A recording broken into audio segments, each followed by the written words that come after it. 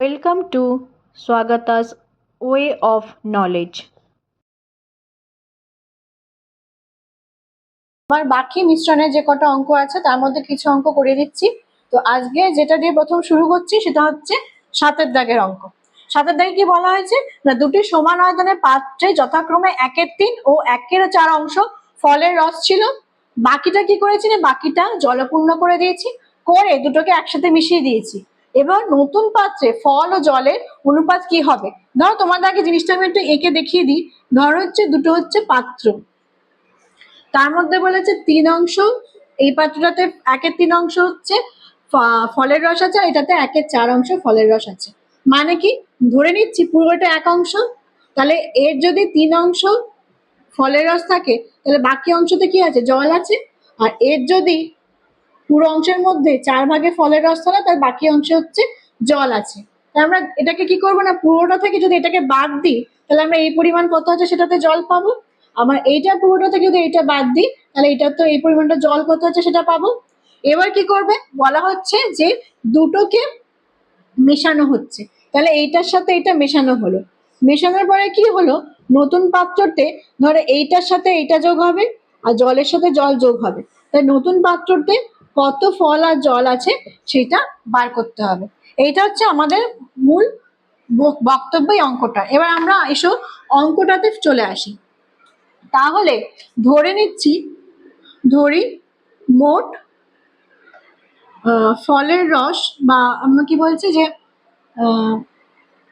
মোট ফলের রসের পরিমাণ হচ্ছে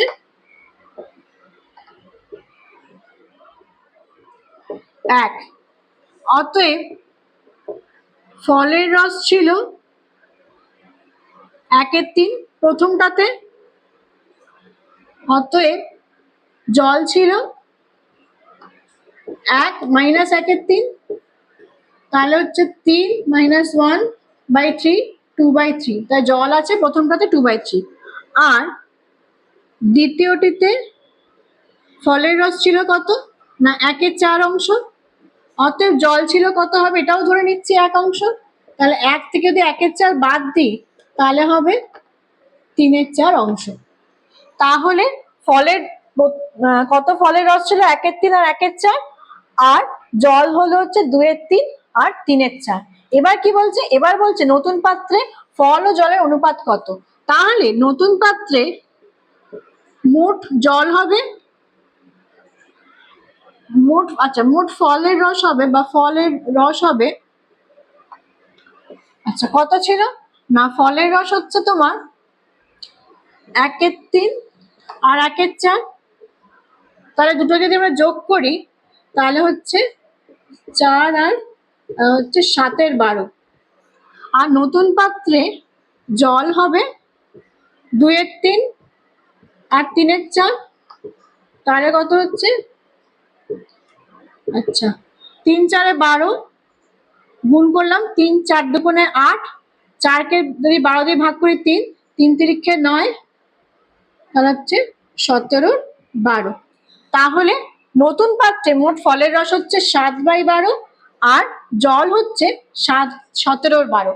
তাহলে নতুন ফলের রসে ফল ও জলের অনুপাত হবে, অনুপাত কত হবে না 7/12 অনুপাত 17/12। এবার কি হচ্ছে দেখো, নিচে দুটোরই হর হচ্ছে 12। যদি হর 12 হয়, আমরা ধরে নিচ্ছি যে হরটাকে আমরা দুটোকে 12 দিয়ে গুণ করলাম। তাহলে আমরা যদি হরটাকে 12 দিয়ে গুণ করি, এই যে হরটাকে যদি 12 দিয়ে গুণ করি তাহলে এই 12 12 কেটে যাচ্ছে, তাহলে আমাদের কি থাকছে না 7:70। তাহলে নতুন পাত্রে ফল ও জলের অনুপাত হবে 7:70। বোঝা গেছে এই অবধি? চলো এবার আমরা দ্বিতীয় অঙ্কে আসি। আছে 10 দাগের অঙ্কে। 10 দাগে কি বলা হয়েছে না, দু প্রকার স্টেনলেস স্টিলের ক্রোমিয়াম ও স্টিলের অনুপাত যথাক্রমে 2:11 ও 5:21। এই দু প্রকার স্টেনলেস স্টিল কি অনুপাতে মেশালে নতুন স্টিলে ক্রোমিয়াম ও স্টিলের অনুপাত থাকবে 7:32। তাহলে আমাদের কাছে দুটো জিনিস অজানা। একটা হচ্ছে কি বলেছে না দু প্রকার স্টেনলেস স্টিলে ক্রোমিয়াম ও স্টিলের অনুপাতটা বলে দিয়েছে, কিন্তু এই যে স্টেনলেস স্টিল দুটো কি পরিমাণে আছে সেটা আমাদের বলা নেই। তাহলে এই দুটো ভ্যালু যখন আমাদের কাছে আননোন বা আমাদের কাছে অজানা, তখন আমাদের এই দুটোকে ধরে নিতে হবে। তাহলে আমরা ধরে নিচ্ছি যে প্রথম প্রকার স্টেনলেস স্টিলের পরিমাণ হচ্ছে এক্স, আর দ্বিতীয় প্রকার স্টেনলেস স্টিলের পরিমাণ হলো ওয়াই। আচ্ছা, এই অঙ্কটা শুরু করার ক্ষেত্রে একটা কথা বলে রাখি, এটাতে অঙ্কটা একটু বড় আছে, তার জন্য হয়তো পুরোটা এক জায়গায় হবে না, আমি যতটা করব তারপরে মুছে দিই আবার বাকি পোর্শনটা করব। ঠিক আছে, তোমরা তাহলে সেই অনুযায়ী একটু নিজেরা লিখে নিও বা একটু মনে রেখো। তাহলে প্রথম প্রকার স্টেনলেস স্টিলের পরিমাণ এক্স ধরে নিয়েছি, দ্বিতীয় প্রকারের পরিমাণ ধরে নিয়েছি ওয়াই। এবার প্রথম প্রকারে কি বলেছে না, প্রথম প্রকারে ক্রোমিয়াম ও স্টিলের অনুপাত হচ্ছে 2:11। অতএব প্রথম প্রকারে ক্রোমিয়াম আছে কত না, এক্স এর মধ্যে আছে 2/13, কেন 2:11 হচ্ছে 2 যোগ 11 হচ্ছে 13, তার মানে হচ্ছে 2x/13। আর প্রথম প্রকারে তার মানে স্টিল আছে x ইন্টু 11/13, তাহলে 11x/13। এবার দ্বিতীয় প্রকারে ক্রোমিয়াম কত থাকবে না, দ্বিতীয় প্রকারটা ধরে নিয়েছি আমরা y, তার মানে y ইন্টু 5/21 প্লাস 5 কত হচ্ছে 26, তার মানে হচ্ছে 5y/26। আর দ্বিতীয় প্রকারে স্টিল থাকবে হচ্ছে y ইন্টু 21/26, মানে হচ্ছে 21y/26। তাহলে প্রথম প্রকারের ক্রোমিয়াম আছে 2x/13, স্টিল আছে 11x/13, দ্বিতীয় প্রকার ক্রোমিয়াম আছে 5y/26, আর দ্বিতীয় প্রকার স্টিল আছে 21/26। তাহলে মোট ক্রোমিয়াম কত থাকবে, মোট ক্রোমিয়াম আছে 2x/13 প্লাস 5y/26, আর মোট স্টিল আছে 11x/13 প্লাস 21/26। ঠিক আছে, তাহলে আমরা কি পেলাম, আমরা পেলাম যে মোট ক্রোমিয়াম আছে এই পরিমাণটা আর মোট স্টিল আছে এই পরিমাণটা। আচ্ছা, তাহলে নতুন ভাবে লিখে কি করছি না, নতুনের ক্রোমিয়ামের পরিমাণ হচ্ছে 2x/13, 5y/26, আর নতুনের স্টিলের পরিমাণ হচ্ছে 11x/13 প্লাস 21/26। এবার কি বলেছে না, এই ক্রোমিয়াম ও স্টিলের অনুপাত হচ্ছে 7:32। তার মানে আমরা যদি এটা বলি না প্রশ্নানুসারে কি বলতে পারি না, 2x/13 plus 5y/26 is to 11x/13 plus 21/26 equal to 7/32। কেন বলেছে না, নতুন স্টেনলেস স্টিলে ক্রোমিয়াম ও স্টিলের অনুপাত 7/32 বলে দিয়েছে। তাহলে নতুনে ক্রোমিয়ামের পরিমাণ হচ্ছে এইটা আর নতুনের স্টিলের পরিমাণ হচ্ছে এইটা, প্রশ্নে দেওয়া হচ্ছে 7/7:32। তার আমরা প্রশ্ন অনুসারে আমি লিখতে পারি যে এইটা এইটা ইকুয়াল টু 7/32। এবারে আমরা আরেকবার কি লিখতে পারি না, 2x/13 যদি এটাকে আমরা করি তাহলে হচ্ছে 26, 4x plus 5y is to 22x plus 21y equals to 7:32। এবার আমরা ধরে নিচ্ছি যে এখানে যদি আমরা বোথ সাইডকে আমরা 26 দিয়ে মাল্টিপ্লাই করি তাহলে আমরা পাবো 4x plus 5y is to 22x plus 21y equals to 7:32। এবার কি হবে, এবার আমরা এরকম লিখতে পারি যে 4x plus 5y by 22x plus 21y equals to 7/32। ঠিক আছে, তাহলে আবার আমাকে জায়গাটা মুছে ফেলতে হবে কারণ আমার এখানে জায়গা নেই। তাহলে তোমরা আপাতত এই অবধি বুঝতে পেরেছো যে 4x plus 5y into 22x plus 21y equals to 7/32 এটা পেলাম। এবার আমাদের কি করতে হবে, এবার আমাদের এই 32 এর সাথে এইটা আর এইটার সাথে 7টা কি করতে হবে, মাল্টিপ্লাই করতে হবে। ঠিক আছে, তাহলে এই অবধি করার পর আমি বাকি পোর্শনটার জন্য আমি ওপরের পোর্শনটা মুছে দিয়ে আবার গুণ করি। তাহলে হচ্ছে 128x plus 160y equals to x plus 140y। তাহলে আমরা যদি গুণ করি তাহলে হচ্ছে 32 এর সঙ্গে 4x প্লাস 5y গুণ করে হচ্ছে 120x 160y আর হচ্ছে 154x 147y। এবার কি করব, আমাদের হচ্ছে সমান জিনিসগুলোকে আমরা একদিকে নিয়ে আসবো। কিভাবে নিয়ে আসবো, আমরা কি করব না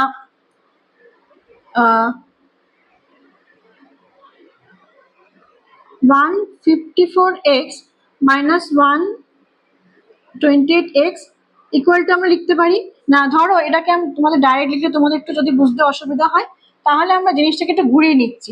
কি করে ঘুরিয়ে নেবো না 154x plus 1470y equal to 120x plus 160y। তার মানে একই জিনিস হলো, এইটাকে এই ধারে নিয়ে এসেছি আর এটাকে এই ধারে নিয়ে গেছি। তাহলে 154x minus 128x equal to 160y minus 147y। তাহলে একটা 154 থেকে যদি আমরা 128 বাদ দিই তাহলে আমরা পাবো 6/26x ইকুয়াল টু 13y। তাহলে x বাই y কেন করলাম না, x আর ওয়াইটাকে নিচে আনলাম আর এই 13টা এখানে আছে, এই 26টা এর সাথে মাল্টিপ্লাই আছে তাই এখানে গিয়ে এটা ডিভাইড হয়ে যাবে 26। তার মানে 13/2। তার মানে অতএব x ইজ টু y সমান হচ্ছে 1:2। তাহলে এটা হচ্ছে, তাহলে নতুন স্টেনলেস স্টিলে যদি আমি 1:2 অনুপাতে মেশাই, মানে দুই প্রকার স্টেনলেস স্টিল যদি 1 আর 2:2 অনুপাতে মেশাই তাই নতুন স্টেনলেস স্টিলে ক্রোমিয়াম ও স্টিলের অনুপাত হচ্ছে 7:32 হবে। আজকের শেষ অঙ্ক সেটা হচ্ছে 13 দাগের অঙ্ক। 13 দাগের অঙ্কটা কি বলা হয়েছে না, 700 লিটার একটি মিশ্রণে 3 ধরনের তরলের প্রথম ও দ্বিতীয় ধরনের পরিমাণের অনুপাত হচ্ছে 2:3, দ্বিতীয় তৃতীয় অনুপাত হচ্ছে 4:5। তাহলে প্রথম ও দ্বিতীয় তরল কী পরিমাণে মেশালে নতুন মিশ্রণের অনুপাত 6:5:3 হবে। তাহলে আমাদের কি বলা হয়েছে, প্রথম আর দ্বিতীয় কত না 2:3, আর দ্বিতীয় আর তৃতীয় কত হচ্ছে না 4:5। যখনই কোনো এরকম অঙ্ক থাকবে আমাদের দেখতে হবে দুটোতে মিল কোথায়। না দুটোর মধ্যে যে জিনিসটা একই আছে সেটা হচ্ছে এই দ্বিতীয়টি। তাহলে আমাদের দ্বিতীয়তে প্রথমটায় দ্বিতীয় কত পরিমাণ 3 আর দ্বিতীয়টাতে দ্বিতীয়র পরিমাণ হচ্ছে 4। তাহলে আমাকে এই দু জায়গাতে যেহেতু দ্বিতীয়টা একই আছে তাই আমাকে দুটোকে একই মানে নিয়ে আসতে হবে। তাহলে আমি যদি এটাকে 4 দিয়ে গুণ করি আর এটাকে 3 দিয়ে গুণ করি তাহলে আমরা পাবো 4 দুগুণে 8, 3 4 12 আর হচ্ছে 3 4 12 আর 3 5 15। তাহলে দুক্ষেত্রে আমাদের এই দ্বিতীয় অনুপাতের মানটা সমান হলো। তাহলে আমরা পাবো প্রথম ইস্টু দ্বিতীয় ইস্টু তৃতীয় সমান কত পাবো না 8:12:15। যেহেতু 12টা দুক্ষেত্রেই সমান তাই 12 একবার হলো তাই 8:12:15। এবার কি বলেছে 700 লিটারে প্রথম পরিমাণ কত হবে না, প্রথমের পরিমাণ হচ্ছে 700 ইন্টু 8 এটা 3টে যোগ করলে পাবো আমরা 35। এটা একক লিখবো কারণ কোনো একক দেয়া নেই, তার মানে হচ্ছে 160। আচ্ছা 700 লিটারের দ্বিতীয় পরিমাণ কত না, দ্বিতীয় পরিমাণ হচ্ছে 700 ইন্টু 12/35, তাহলে হচ্ছে 240 একক। আর 700 লিটারে তৃতীয় পরিমাণ হচ্ছে 700 ইন্টু 15/35 একক সমান হচ্ছে 300 একক। এবার বাকি যেহেতু আমাদের জায়গা নেই বলে আমরা কি করছি, আমরা এই 160 240 আর 300টাকে আমরা এই সাইডে একটু লিখে নিচ্ছি। তাহলে প্রথম হচ্ছে 160, দ্বিতীয় হচ্ছে 240, আর তৃতীয় ছিল কত না 300। এবার কি বলেছে, এবার বলেছে যে প্রথম আর দ্বিতীয় মিশ্রণটাকে কি অনুপাতে মেশানো হলো। তাহলে প্রথম আর দ্বিতীয় মিশ্রণটা যেহেতু আমরা জানি না, আমরা ধরছি প্রথম মিশ্রণ এক্স আর দ্বিতীয় মিশ্রণটা হচ্ছে ওয়াই, এই অনুপাতে মেশানো হলো। এই অনুপাতে মেশালে নতুন মিশ্রণের অনুপাত হচ্ছে 6:5:3 হবে। তাহলে প্রথমের পরিমাণ হচ্ছে 160, তাহলে 160 প্রথম মিশ্রণ, তার সাথে আমরা যদি এক্স যোগ করি তাহলে হচ্ছে নতুনের প্রথম মিশ্রণ পাবো। আর তার সাথে হচ্ছে যেহেতু দ্বিতীয়টাও নতুন প্রথমটাও নতুন, একমাত্র সবকট দুটোর ক্ষেত্রে কোনটা একদম ফিক্সড আছে সেটা হচ্ছে তৃতীয়টা। তৃতীয় কথা হচ্ছে 300টা। তাহলে 160/x/300 সমান আমরা কত লিখতে পারি না 6/3। এটা প্রথম আর তৃতীয় অনুপাত। অতএব এটাকে যদি আমরা কোণাকুণি গুণ করি তাহলে হচ্ছে 160 + x সমান হচ্ছে 300 × 6, তাহলে 480 + 3x সমান হচ্ছে 1800। অতএব 3x সমান হচ্ছে 1800 - 480 কত হচ্ছে না 2720। অতএব x =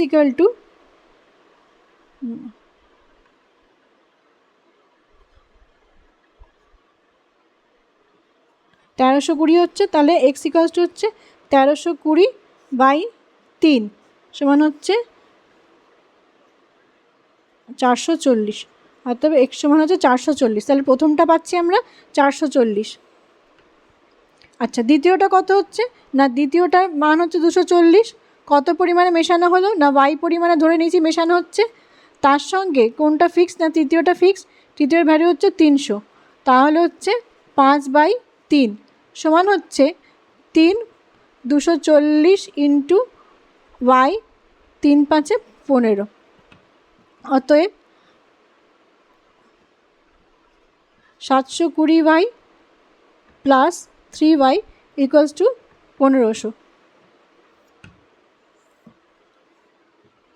অতএব 3y সমান হচ্ছে 1500 - 720। তাই যদি আমরা এটাকে বাদ দিই তাহলে পাবো হচ্ছে 780। অতএব y সমান হচ্ছে 780 - 3 260। তার মানে প্রথম পরিমাণ হচ্ছে 440 আর দ্বিতীয়টা হচ্ছে 260। এই অনুপাতে যদি মেশাই তাহলে নতুন অনুপাতে মিশ্রণের উপর 6:5:3 হবে। তাহলে আজকে এই পর্যন্তই রইল। আশা করছি তোমরা বাকি অঙ্কগুলো নিজেরাই করে নিতে পারবে, কেননা যত ধরনের অঙ্ক হতে পারে মোটামুটি আমি সেই ধরনের অঙ্ক করিয়ে দিয়েছি। আর একটা তোমাদের কথা বলছি যে তোমাদের শুধু দেখলে হবে না, একটু সাবস্ক্রাইবও করতে হবে, আর তার সঙ্গে সঙ্গে পাশে বেল আইকনটাকে প্রেস করতে হবে। বেল আইকন প্রেস করলে কি হবে না যখনই আমি নতুন কোনো ভিডিও আপলোড করব তখন তার নোটিফিকেশান তোমাদের কাছে চলে আসবে। আগামী দিনে আবার নতুন ভিডিও নিয়ে তোমার সাথে দেখা হচ্ছে। ততদিনে ভালো থেকো। ধন্যবাদ। Thanks for watching. Don't forget to like, share and subscribe.